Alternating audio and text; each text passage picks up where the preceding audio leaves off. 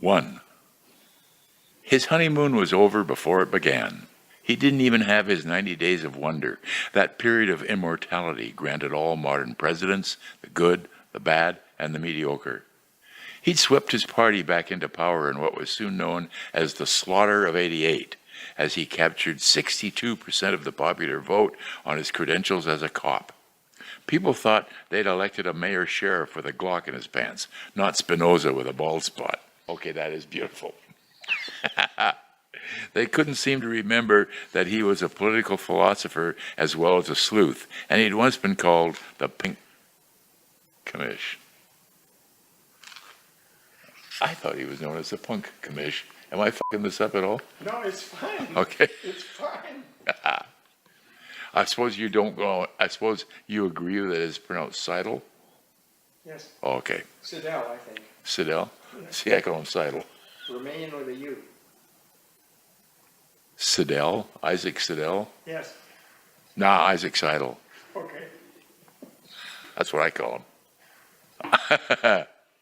Isaac Seidel wanted to eliminate poverty on his first day in office. He talked of subsidies for the disenfranchised.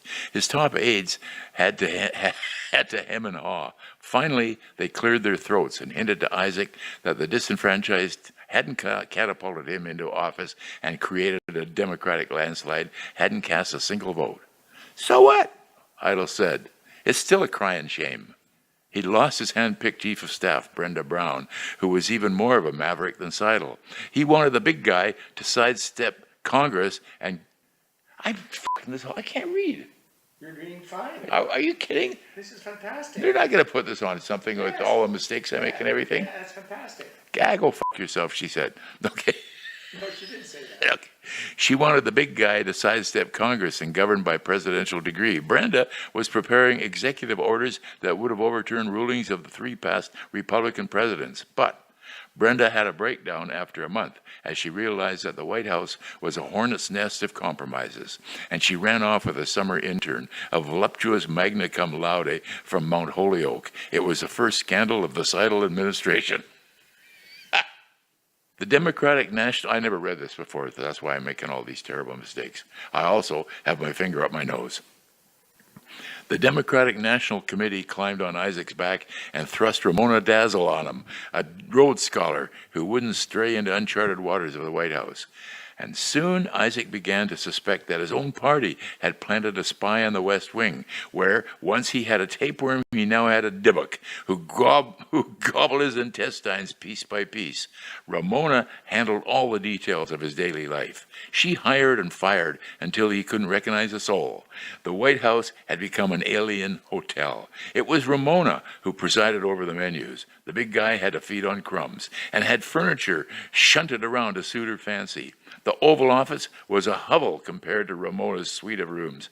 Isaac had no sense of decor, but Ramona had plucked Dolly Madison's music box and chiffonier out of a private storage facility in Maryland that collected the residue of former first ladies, and her own corner office had become the jewel of the West Wing, half museum and half war room for skull sessions with her brats. Isaac could have defied the DNC and kicked Ramona out of her seat. Oh, shit. Nobody's ever going to be able to. This is awful. It's fantastic. I'm going to have a little sip of water, all right? Oh, boy. I needed a lot of practice on this. I got to admit, it's pretty nice. It gets better. Yeah, there's some really good phrases in there. Isaac could have defied the DNC and kicked Ramona out on her ass, but it would have caused another crisis. Yet he could feel himself grow invisible, become the shrinking man of Pennsylvania Avenue. He was Ramona's shadow, the proxy president swimming in his pants. He had a hard time carrying his Glock under his belt. It would crash to the floor and alarm the Secret Service. The big guy could barely look at himself in one of the White House's antique mirrors. Oh, I thought something had just gone off. Guess what, Gene? I just started.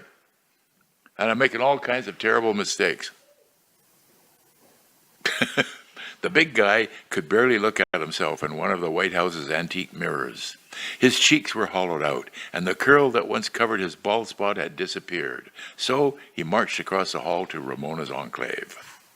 It was a queen's residence, with antechambers for her brats, all furnished from that secret storage facility. Her aides treated Isaac like an intruder, an unwanted desperado. "You fuckers," he growled. "You work for me." They had defied the president, dared him to make a move. He was an orphan in his own place, an outcast, like King Lear, with a trove of poisonous daughters and sons. He didn't want to look ridiculous in front of those retainers. He clutched a Glock to his belly so it wouldn't land on Ramona's cream-colored carpet, did a curious entrechat, and found himself in the Queen's corner office. It was roomier than Isaac's, with a grand mahogany conference table, a relic from FDR's White House. Isaac was still haunted by that crippled president. He'd seen Roosevelt ride down the Grand Concourse in 1944 when he himself was a young delinquent, a dealer in stolen goods. He'd given all his swag to Roosevelt's re-election monitors. He was born at the very beginning of Roosevelt's reign, and it seemed logical to Isaac that FDR would rule forever, at least for a fifth and sixth term. He was like a big baby who couldn't quite recover from FDR's sudden death in 1945.